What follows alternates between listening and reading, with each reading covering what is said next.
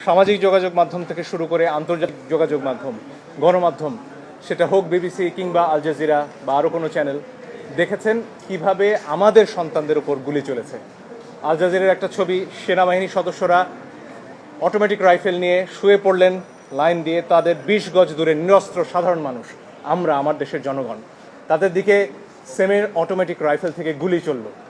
এর দৃশ্য দেখার পরে আসলে বাসায় বসে থাকার কারো কোনো সুযোগ নেই। আমাদের যার যার অবস্থান থেকে প্রতিবাদ করতে হবে এবং একজন আইনজীবী হিসেবে সেই কাজটি করার জন্য আজকে আমরা আদালতে এসেছি। আমরা আদালতে বলেছি নিরস্ত্র প্রতিবাদকারীদের উপরে গুলি চলতে পারে না, যেটিকে ইংরেজিতে লাইভ রাউন্ড বলা হয়, সেটি করার কোনো সুযোগ নেই। আর অনেক ভিডিও আপনারা দেখেছেন, একটি কিশোর 4 তলা একটা নির্মাণাধীন ভবন থেকে সে ঝুলে রয়েছে, তার কিচ্ছু করার উপায় নেই, ওই অবস্থায় তার উপর গুলি চলেছে অনেকবার। আপনারা দেখেছেন রিয়া গোপ তার বাবার কোলে গুলিবিদ্ধ হয়েছে, আরেক শিশু সে তার চোখ দিয়ে গুলি ঢুকেছে, মাথার পেছন দিক দিয়ে বেরিয়ে গেছে। জিজ্ঞেস করুন সে কোথায় ছিল? তার বাসায়, ঘরের ভেতর, জানালা দিয়ে বাইরে তাকিয়েছিল, এই তার অপরাধ।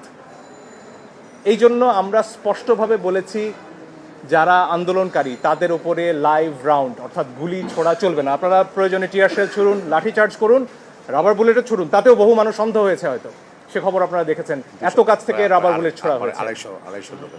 ফলে এই বিষয়গুলো সামনে আসতে হবে। আমার নিজের অভিজ্ঞতা আমি বলতে পারি, আমি ধানমন্ডিতে যখন হাঁটছিলাম আমার দিকে 2 রাউন্ড গুলি করা হয়েছে।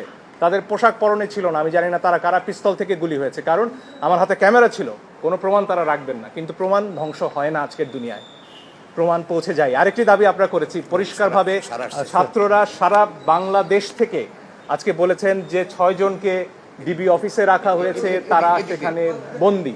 তারা স্পষ্টতই ছাত্ররা বলেছেন কালকে ডিবি অফিস থেকে বা যেখান থেকেই হোক যে ভিডিও প্রকাশ করা হচ্ছে, সেই ভিডিওতে যে কথা বলা হয়েছে সেটি অস্ত্রের মুখে হয়েছে, ছাত্ররা সেটি বলেছেন। এবং এই ধরনের আন্দোলন প্রত্যাহারের দাবি ছাত্ররা মানেন না, তারা সেটি বলেছেন। আইনজীবী হিসেবে আমার কথা হচ্ছে, যখন গোয়েন্দা প্রধান বলেন যে নিরাপত্তার প্রয়োজনে তাদেরকে তিনি নিয়ে এসেছেন এবং সেখানে তাদের খাওয়া দাওয়া করার ছবিও প্রচার করা হয়, তখন আমার কথা হচ্ছে হাসপাতাল থেকে একজন মানুষকে, একজন নাগরিককে কিভাবে তুলে নেওয়া হয়, কোন আইনে? আদালতে আমরা এই প্রশ্ন করেছি।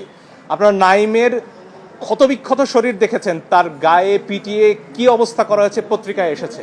আমি জানি অনেক ইলেকট্রনিক গণমাধ্যম দেখাতে পারেননি সেটি, কিন্তু পত্রিকায় সে ছবি আমরা দেখেছি। সেই নাহিদকে যখন নিয়ে যাওয়া হয় তখন এটা বিশ্বাস করার কোনো কারণ নেই যে তাকে সেখানে আপ্যায়ন করার জন্য নেওয়া হয়েছে। ফলে আমরা আদালতে বলেছি এই 6 জনকে অবশ্যই আদালতের সামনে আনতে হবে এবং তাদের কাছ থেকে জানতে হবে যে তাদেরকে কি আটকে রাখা হয়েছে নাকি তারা স্বেচ্ছায় ডিবি অফিসে বেড়াতে গেছেন। এই প্রশ্নের উত্তর আমরা সবাই চাই। এই যে কোনো নাগরিক করতে পারে এটা। ফলে এই দুটি প্রশ্ন আমরা আদালতের সামনে রেখেছি। আদালত সরকার পক্ষকেও শুনেছেন, সেখানে অ্যাডিশনাল অ্যাটর্নি জেনারেল ছিলেন এবং যদিও রুল ইস্যু হওয়ার আগে শোনা যায় কিনা সেটা নিয়ে হয়তো স্যার আপা বলবেন, কিন্তু আগামীকালকে এই বিষয়ে আদেশ দেবেন এবং কালকেও আসলে শুনানি করার এবং আমাদের তরফ থেকে প্রমাণ উপস্থাপনের সুযোগ আদালত দিচ্ছেন। ফলে এই দুটো দাবি নিয়ে আমরা গিয়েছি। এই 6 জনকে আদালতে উপস্থাপন করে তাদের কাছ থেকে জানতে হবে যে তারা স্বেচ্ছায় সেখানে আছেন কিনা এবং নিরপরাধ, নিরস্ত্র যারা বিক্ষোভকারী হন, আন্দোলনকারী হোক, তাদের উপরে লাইভ রাউন্ড গুলি ছোড়া যাবে না, অ্যাসল্ট রাইফেল দিয়ে ট্রিগার চেপে বসে থাকা যাবে না। এইটুকুই আমাদের দাবি।